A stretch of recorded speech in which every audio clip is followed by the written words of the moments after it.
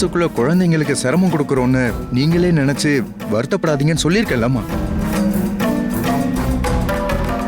திவ்யா, நீ வேணா ஒரு ஆட்டோ பிடிச்சி ஆஃபீஸ் போயிடு. நான் ஒரு கேப் புக் பண்ணி அம்மாவை ஹாஸ்பிட்டல் கூட்டு போறேன். என்னைக்கும் இல்லாம அருண் இன்னைக்கு என்ன ஆபீஸ்ல டிராப் பண்ணி ஈவினிங் பிக்கப் பண்ணிக்கிறேன்னு சொன்னாரு. ஆனா இந்த நேரம்னு பார்த்து அத்தைக்கு வேற இப்படி ஆயிடுச்சே.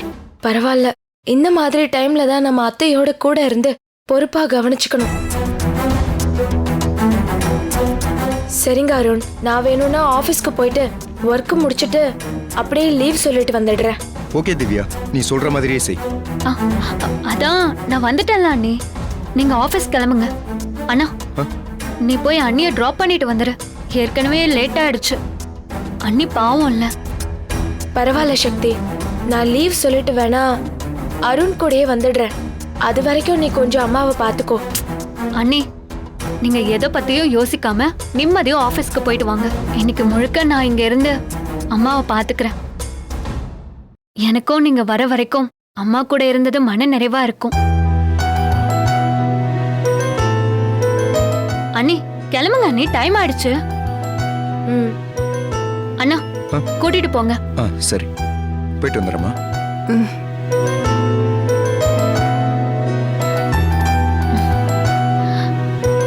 உன்னோட இப்பெல்லாம் என்னால நேரம் செலவழிக்க முடியலம்மா. இந்த மாதிரி நேரத்துல தான் நான் உன் கூட இருக்கணும். ஆனா எங்கம்மா, என்னோட விதி கண்ணை மூடி கண்ணை திறக்கிறதுக்குள்ள என்னென்னமோ நடந்துருச்சு. அம்மா, சின்ன வயசுல நான் குழந்தையா இருக்கிறப்ப எனக்காக நீ எவ்வளவு பார்த்து பார்த்து பணிவிட செஞ்சிருப்ப.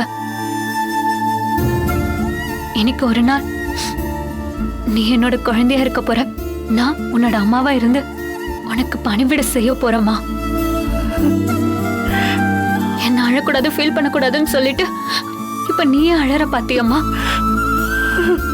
இன்னைக்கு முழுக்க நீ சிரிச்சுக்கிட்டே இருக்கணுமா, அதை பார்த்து பார்த்து நான் ரசிக்கணும்.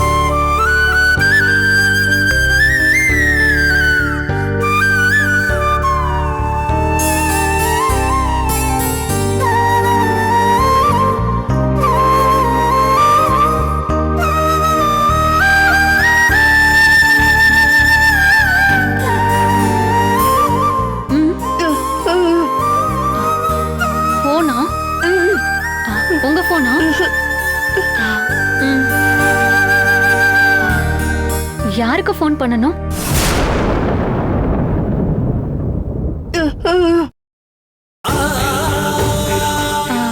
ருத்ராம்மா. ருத்ராம்மா வீட்டுல தான் இருக்கேன்.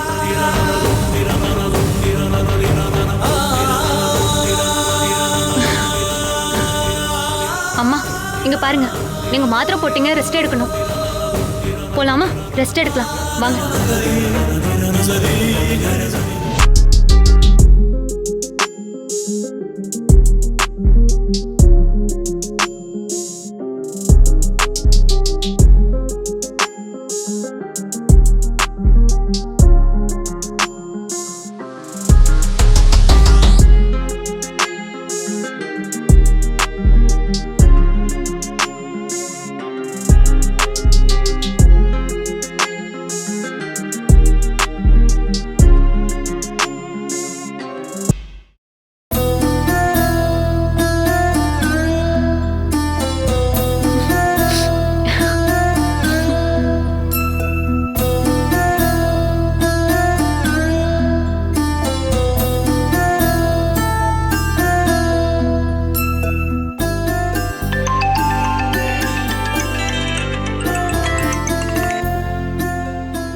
சக்தி, நான் உனக்கு ரொம்ப சிரமத்தை கொடுத்துட்டேனா? நான் இன்னும் ஒரு 1 hourல கிளம்பி வந்துடுறேன். சரி, அத்தை இப்ப என்ன பண்ணிட்டு இருக்காங்க? அண்ணி, அம்மா தூங்கிட்டாங்க. நான் கிளம்புறேன். போறதுக்கு முன்னாடி உங்ககிட்ட சொல்லிட்டு போனோம் தான் நான் கால் பண்ணேன். ஓகே சக்தி, ஆனா நீ பார்த்து பத்திரமா போ. ரொம்ப தேங்க்ஸ் சக்தி. ம், சரிங்க அண்ணி.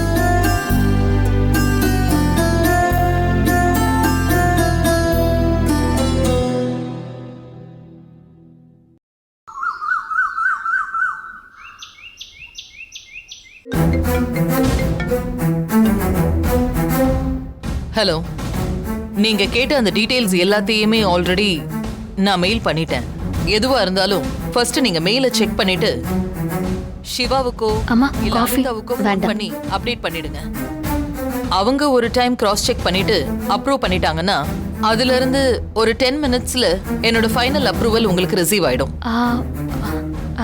காஃபி எடுத்துக்கிறீங்களாம்மா? இல்ல, இப்ப வேண்டாம் சக்தி. ஒரு அர்ஜென்ட் ஒர்க் இருக்கு, முடிச்சிட்டு வரேன். அம்மா, ம், உங்களுக்கு ஆபீஸ்ல இருந்து ஒரு பார்சல் வந்திருக்கு. அதை நான் தான் வாங்கி வச்சேன். இப்ப கொண்டு வந்து கொடுக்கட்டுமா இல்ல ரூம்க்கு எடுத்துட்டு வந்துட்டுமா? கொடு, பாக்குறேன்.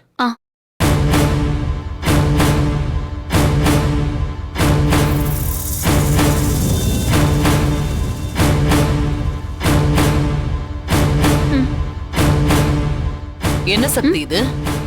அம்மா, உங்க ஆபீஸ்ல இருந்து நேத்ரான்னு ஒருத்தவங்க வந்து இத கொண்டு வந்து என்கிட்ட கொடுத்துட்டு போனாங்க. எனக்கு தெரியல, நீங்க ஏதோ ஃபாரின் கரன்சியா இந்தியன் கரன்சியா மாத்த சொல்லிருந்தீங்களாமே, அதான் உங்ககிட்ட கொடுக்க சொன்னாங்கம்மா. நேத்ராவா?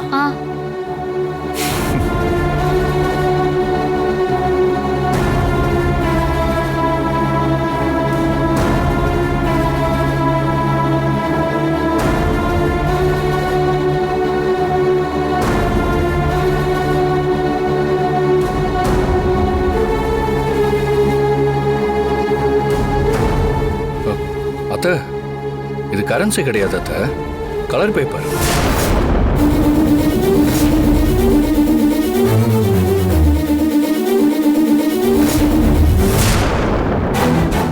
என்ன சக்தி இது? உண்மையாவே இது நம்ம ஆபீஸ்ல இருந்து கொடுத்து விட்டதா இல்ல நீ வேற ஏதாவது மாத்தி சொல்றியா? இல்லம்மா, நான் எதுக்குமா மாத்தி சொல்ல போறேன். நிஜமாவே நேத்ரான்னு ஒருத்தவங்க வந்திருந்தாங்க. அவங்க தான் இத ருத்ரா மேடம் கிட்ட கொடுத்துருங்கன்னு சொல்லி என்கிட்ட கொடுத்துட்டு போனாங்க. நாங்களும் வீட்ல தான் இருக்கோம். எங்களுக்கு தெரிஞ்ச யாரும் வீட்டுக்கு வந்துட்டு போன மாதிரி எந்த அறிகுறியுமே இல்லையே. எனக்கு தெரிஞ்சு இந்த சக்தி தான் அடுத்த ஒரு பிரச்சனையை ஸ்டார்ட் பண்றதுக்கு இப்படி ஒரு வேலையை பாக்குறாளோன்னு எனக்கு தோணுது ருத்ரா. மம்மி, சொல்ற நேரம் தப்பா எடுத்துக்காதீங்க. எனக்கு அத்தை சொல்றதுதான் சரியா இருக்கும்னு தோணுது. எல்லாரும் இப்படி கெஸ்ஸிங்ல பேசுறதை விட நேரா அந்த நேத்ராவுக்கே ஃபோன் பண்ணி பேசிடலாமே. நீ சொல்றது சரிதான் சந்தோஷ்.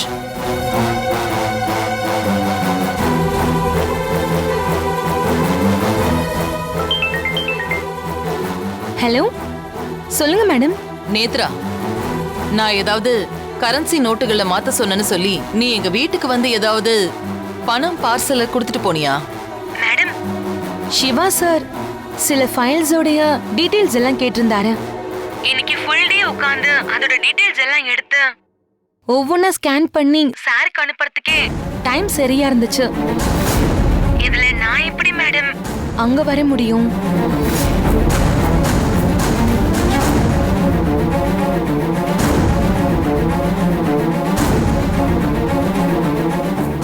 Okay Netra, bye. அம்மா, தயவு செஞ்சு நான் சொல்றத நம்புங்கம்மா. சத்தியமா நேத்ரா தான் வந்திருந்தாங்க. அவங்க தான் இத கொடுத்துட்டு போனாங்க.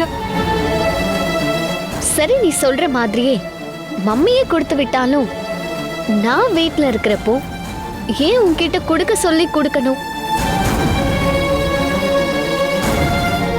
அனிதா கேக்குற கொஸ்டின் ரொம்ப நியாயமானதுதான். ஏன் சக்தி, இப்ப இதுக்கு என்ன பதில் சொல்ல போற?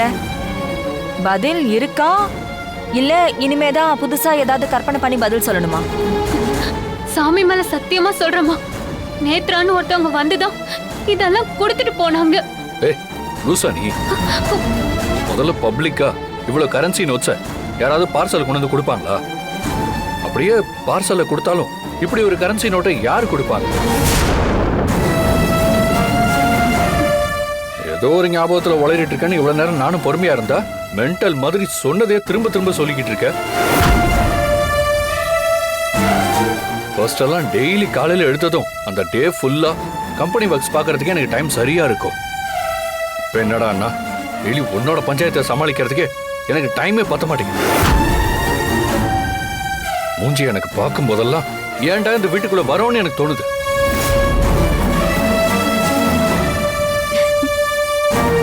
இரு சிவா. சக்தி, வந்தது யாருன்னு உனக்கு அடையாளம் தெரியுமா? அது எதுக்கு அத்தை சக்தி கிட்ட கேக்குறீங்க?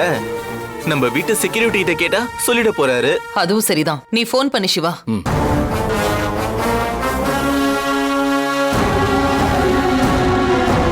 ஹலோ சார், சொல்லுங்க சார். நம்ம வீட்டுக்கு நேத்ரானே யாராவது வந்தாங்களா? அப்படி யாரும் வரலையே சார்.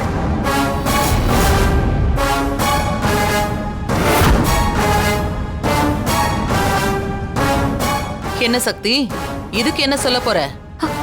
எனக்கு என்ன சொல்றதுன்னு தெரியலம்மா. ஆனா ஒண்ணுமா, நேத்ரான்னு ஒருத்தவங்க வந்தது உண்மைதான். நான் அவங்கள என் கண்ணால பார்த்தது உண்மைதான். ஆனா நீங்க எல்லாரும் சேர்ந்து இப்படி சொல்றப்ப எனக்கு என்ன சொல்றதுன்னே தெரியல.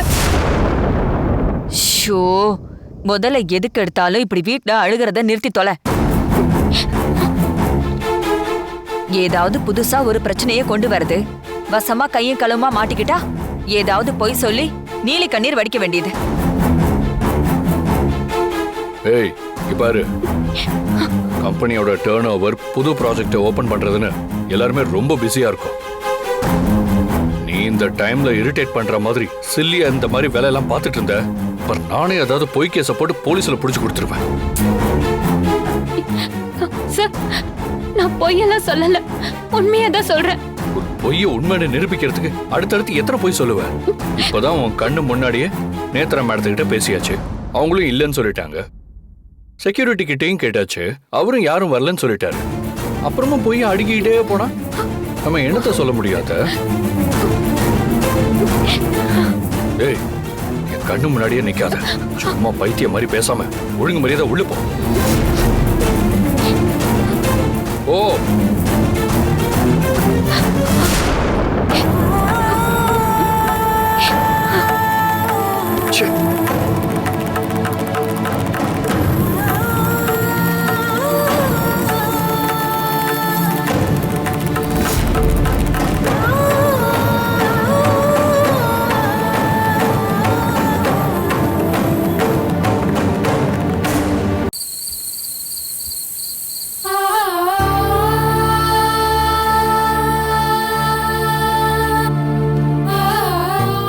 அத்தை, நீங்க எதை பத்தியும் நினைச்சு கவலைப்படாதீங்க. இப்ப நீங்க எடுக்கிற ட்ரீட்மெண்ட்ல ஃபர்ஸ்ட் இருந்ததை விட ரொம்ப இம்ப்ரூவ்மெண்ட் ஆயிட்டு வரீங்க. அத்தை, உங்களுக்கு சூப்பரான ஒரு விஷயம் சொல்றேன். பீத்தோவன்னு ஒரு பெரிய இசை மேதை இருந்தாராம். அவரு ரொம்ப பெரிய ஆளு. எவ்வளோ பெரிய ஆளுன்னா, நம்ம நாட்டுல இருக்கிற பல மியூசிக் டைரக்டர்ஸ்க்கு அவர் பெரிய இன்ஸ்பிரேஷனா. ஏன், இசைஞானி இளையராஜாக்கு கூட அவர் தான் பெரிய இன்ஸ்பிரேஷனா. அந்த பீத்தோவனுக்கு பெரிய கனவு இருந்துச்சான். இந்த உலகமே நம்மள திரும்பி பார்க்குற அளவுக்கு சிம்போனிய இசையமைக்கணும்னு. நல்லா இருந்தவரு திடீர்னு யார் கண்ணு பட்டுச்சோ அவருக்கு கொஞ்சம் கொஞ்சமா காது கேட்காம போயிடுச்சு. ஐயோ பாவம், இவரு ரொம்ப நல்ல மனுஷன், இவருக்கு போய் இப்படி ஆயிடுச்சேன்னு விமர்சனம்லாம் பண்ணாங்க. ஆனா அந்த மனுஷன் எதை பத்தியுமே யோசிக்காம தான் நினைச்சதை அடையணுங்கிற வைராகியத்தோட கொஞ்சம் கொஞ்சமா பயிற்சி எடுத்து சிம்போனில இசையமைச்சு இந்த உலகத்தையே திரும்பி பார்க்க வச்சாரு. இப்ப இதை ஏன் நான் உங்ககிட்ட சொல்றேன்னா, நம்மளை பத்தி யார் என்ன சொன்னாலும் நம்ம பாசிட்டிவா இருந்தா நம்ம மனசுக்குள்ள என்ன நினைச்சோமோ அதை நிச்சயமா அடைஞ்சிருவோம். அதுவே உல்டாவா, இந்த உலகமே நம்மள பாசிட்டிவா நம்பினாலும் நாம நம்மள நெகட்டிவா யோசிக்க ஆரம்பிச்சோம்னா நம்ம மனசுக்குள்ள நினைச்சத எப்பவுமே அடைய முடியாது. அத்தை, எப்படி அத்தை? உங்க மருமக நான் சொன்ன கதை உங்களுக்கு பிடிச்சிருந்ததா?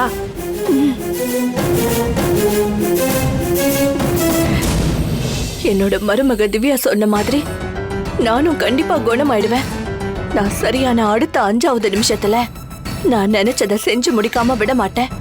ருத்ராமா கிட்ட போய் எல்லா உண்மையையும் சொல்லி என்ன பல முறை கொலை செய்யணும்னு நினைச்ச என் புருஷன் ரத்னத்தோட முகமுடியையும் கிழிச்சு கண்டிப்பா ஜெயிலுக்கு அனுப்பி வச்சு களி திங்க வைப்பேன். என்ன அத்தை, நீங்களும் அந்த பீத்தோவன் மாதிரி ஏதோ மனசுக்குள்ள பெருசா யோசிக்கிறீங்க போல.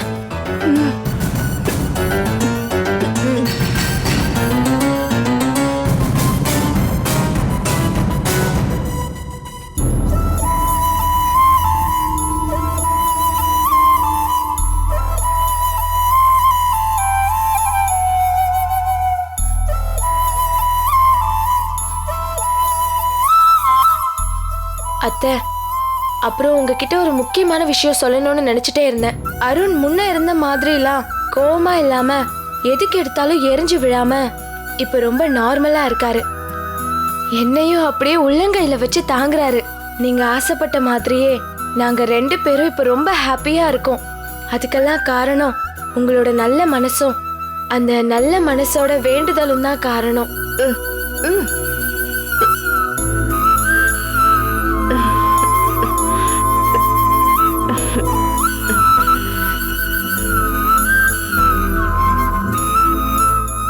ரொம்ப தேங்க்ஸ் அத்தை.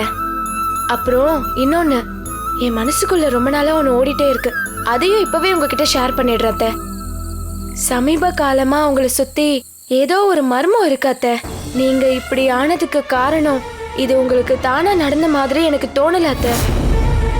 இப்ப வரைக்கும் உங்களோட இந்த நிலைமைக்கு யார் காரணம்னு எனக்கு ஒரே குழப்பமா இருக்கு. நீங்க உங்க தங்கச்சி வீட்டுல இருக்கும்போது என்ன நடந்துச்சு?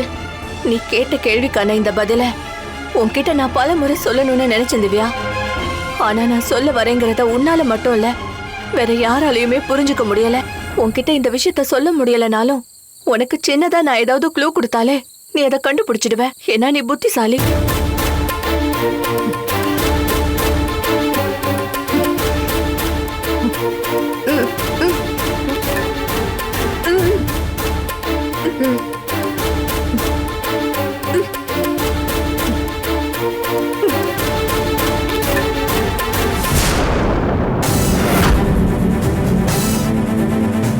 அத்தை, இது யாரோட நம்பர்?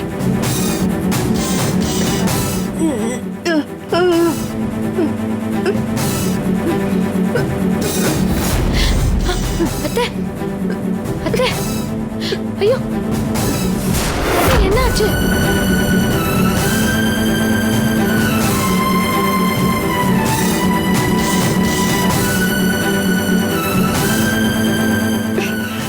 அத்தை, அத்தை, அத்தை, அத்தை, இங்க பாருங்க, என்னாச்சு? அத்தை, எழுந்துருங்க.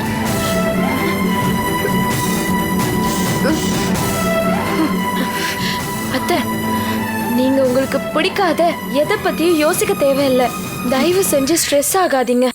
நீங்க ஓவர் ஸ்ட்ரெஸ் ஆனா உங்களையே அறியாம மயங்கி கீழே விழுந்துடுறீங்க.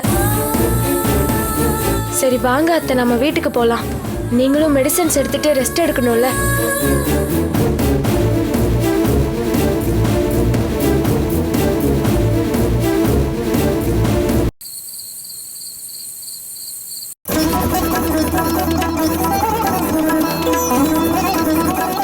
ருத்ரா மேடம் இதை கொண்டு போய் வீட்ல கொடுக்க சொன்னாங்க.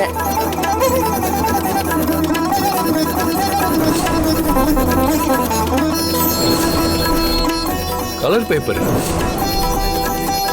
நேத்ரானே யாராவது வந்துட்டு போனாங்களா? அப்படி யாரும் வரலையே சார். சக்தி, எல்லாம் எடுத்து வச்சிட்டேன், வா போய் படுக்கலாம்.